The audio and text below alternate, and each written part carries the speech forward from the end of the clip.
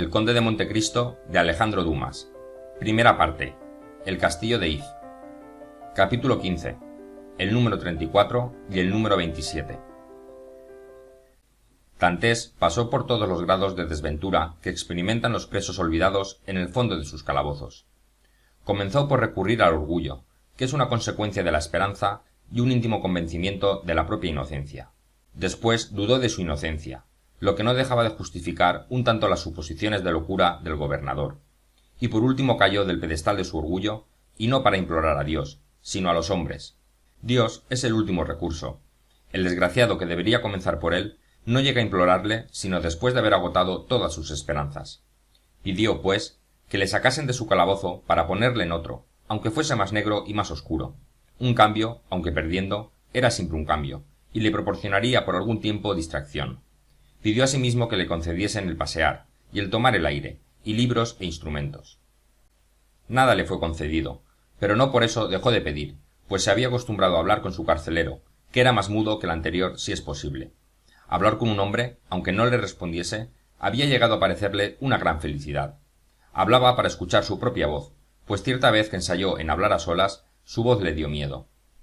Muchas veces, cuando estaba en libertad, se había horrorizado Dantes al recuerdo de esas cárceles comunes de las poblaciones, donde los vagabundos están mezclados con los bandoleros y con los asesinos, que con innoble placer contraen horribles lazos, haciendo de la vida de la cárcel una orgía espantosa. Pues, a pesar de todo, llegó incluso a sentir deseos de encontrarse en uno de estos antros, por ver otras caras que la de aquel carcelero impasible y mudo. Llegó a echar de menos el presidio con su infamante traje, su cadena asida al pie y la marca en la espalda. Los presidiarios al menos viven en sociedad con sus semejantes, respiran al aire libre y ven el cielo. Los presidiarios deben ser muy dichosos. Un día suplicó a su guardián que pidiese para él un compañero, aunque fuese el abate loco del que había oído hablar. Bajo la corteza de un carcelero, por más que sea muy ruda, queda siempre algo de humanidad, y éste, a pesar de que nunca lo había demostrado ostensiblemente, en lo íntimo de su alma compadeció muchas veces a aquel desgraciado joven, sujeto a tan dura cautividad, por lo que transmitió al gobernador la solicitud del número 34. Pero el gobernador, prudentísimo como si fuera un hombre político, se figuró que Dantes quería insurreccionar a los presos, fraguar una conspiración, contar con algún amigo para alguna tentativa, y le negó lo que pedía. Habiendo agotado todos los recursos humanos, y no encontrando remedio de ninguna clase para sus males, fue cuando se dirigió a Dios. Vinieron entonces a vivificar su alma todos esos pensamientos piadosos que baten sus alas sobre los desgraciados. Recordó las oraciones que le enseñaba su madre, hallándoles una significación entonces de él desconocida, porque las oraciones para el hombre que es dichoso son a veces palabras vacías de sentido, hasta que el dolor viene a explicar al infortunio ese lenguaje sublime con que nos habla Dios. Oró, pues, mas no con fervor, sino con rabia. Rezando en alta voz no le asustaban sus palabras, caía en una especie de éxtasis. A cada palabra que pronunciaba se le aparecía Dios. Sacaba lecciones de todos los hechos de su vida humilde y oscura, atribuyéndolos a Dios, imponiéndose deberes para el porvenir, y al final de cada rezo intercalaba ese deseo egoísta que los hombres dirigen a sus semejantes más a menudo que a Dios. Y perdona nuestras deudas, así como nosotros perdonamos a nuestros deudores. Y esto le puso sombrío, y un velo cubrió sus ojos. Dantes era un hombre sencillo y sin educación. Lo pasado permanecía para él envuelto en ese misterio que la ciencia desvanece. En la soledad de un calabozo, en el desierto de su imaginación, no le era posible resucitar los tiempos pasados, reanimar los pueblos muertos, restaurar las antiguas ciudades, que el pensamiento poetiza y agiganta, y que pasan delante de los ojos alumbradas por el fuego del cielo, como los cuadros babilónicos de Martin. Dantes no conocía más que su pasado, tan breve, su presente, tan sombrío, y su futuro tan dudoso. A la luz de los 19 años, ver la oscuridad de una noche eterna. Como ninguna distracción le entretenía, su espíritu enérgico, a cuyas aspiraciones bastara solamente el tender su vuelo a través de las edades, se veía obligado a ceñirse a su calabozo como un águila encerrada en una jaula. Entonces se aferraba, por decirlo así, a una idea, a la de su ventura, desvanecida sin causa aparente por una fatalidad inconcebible. Aferrábase, pues, a este pensamiento, le daba mil vueltas examinándolo bajo todas sus fases, devorándolo como el implacable Ugolino devora el cráneo del arzobispo Roger en el infierno del Dante. Edmundo, que sólo tenía una fe pasajera en el poder, la perdió como la pierden otros después del triunfo, con la única diferencia de que él no había sabido aprovecharla.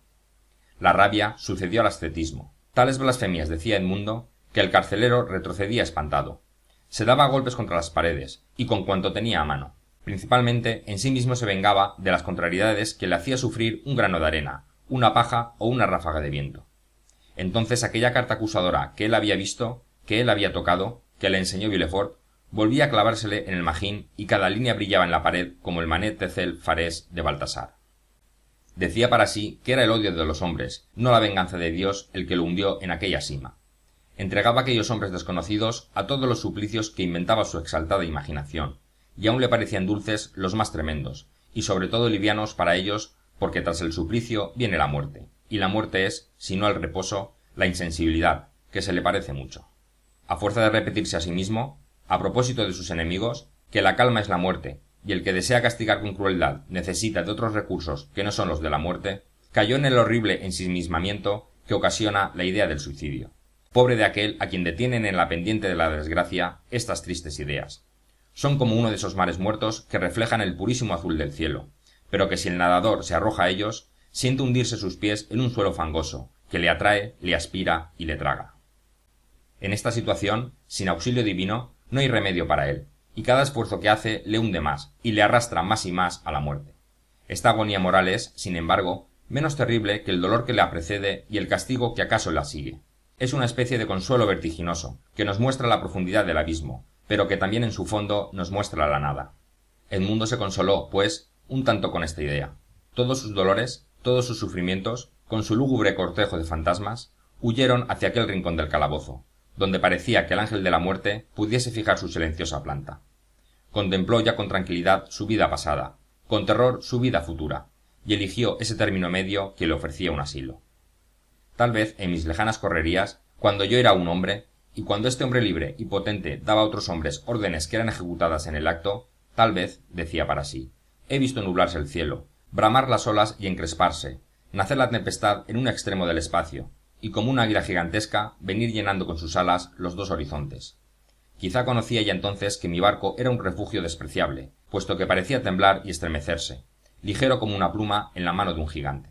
Después el terrible mugido de las olas, la vista de los escollos me anunciaban la muerte, y la muerte me espantaba, y hacía inauditos esfuerzos para librarme de ella, y reunía en un punto todas las energías del hombre y toda la inteligencia del marino para luchar con Dios. Y esto porque yo entonces era feliz, porque volver a la vida era para mí volver a la felicidad, porque aquella muerte yo no la había llamado ni la había elegido, porque el sueño, en fin, me parecía intolerable en aquel lecho de algas y de légamo. Era lo que me indignaba a mí, criatura, imagen de Dios, el servir de pasto a los albatros o a los tiburones. Pero hoy ya es otra cosa.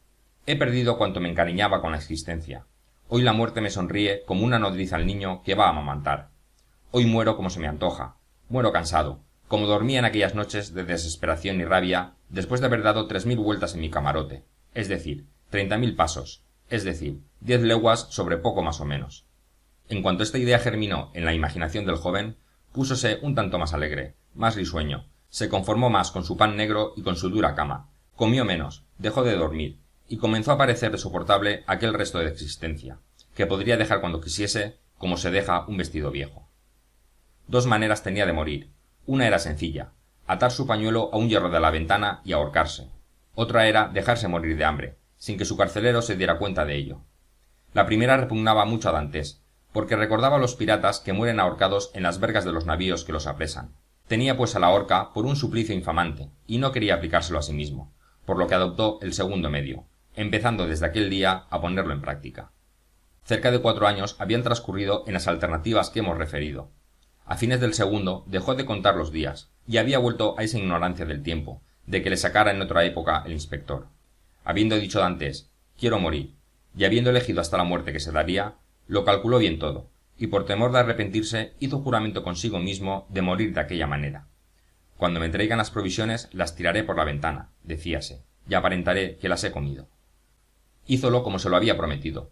2 veces cada día tiraba su comida por la ventanilla con reja, que apenas le dejaba ver el cielo, primeramente con alegría, después con reflexión y por último con pesar.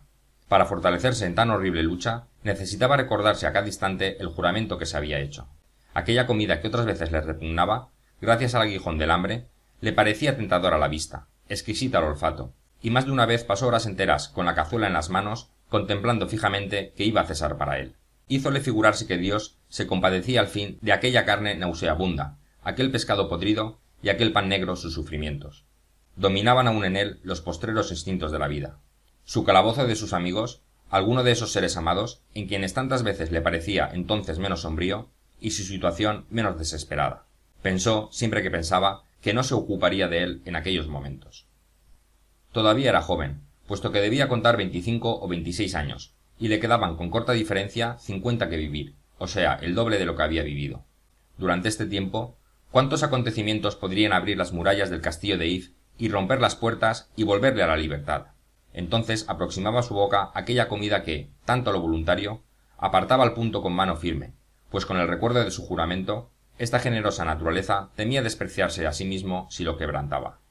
Riguroso e implacable consigo mismo, gastó, pues, el asomo de existencia que le quedaba, llegando un día en que no tuvo fuerzas para levantarse a arrojar la comida.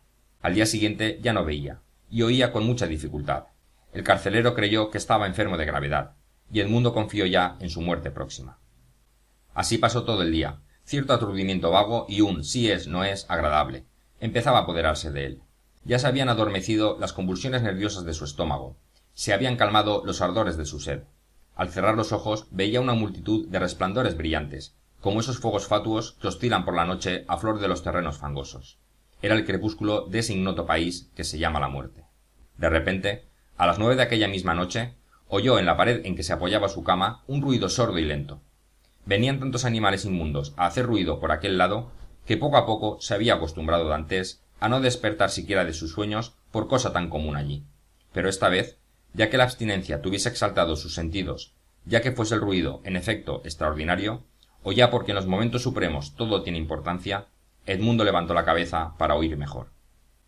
Era una especie de frotamiento acompasado, que parecía provenir o de unas enormes uñas o de unos dientes fortísimos, o en fin, de un instrumento que chocara con la piedra.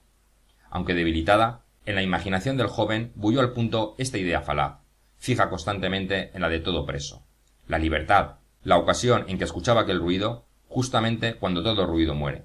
El ruido seguía oyéndose, sin embargo, y duró hasta 3 horas más o menos, terminando en una especie de roce, como al arrastrar una cosa. Horas más tarde se repitió más fuerte y más cercano. Empezaba Edmundo a interesarse en aquel trabajo que le hacía compañía cuando entró el carcelero.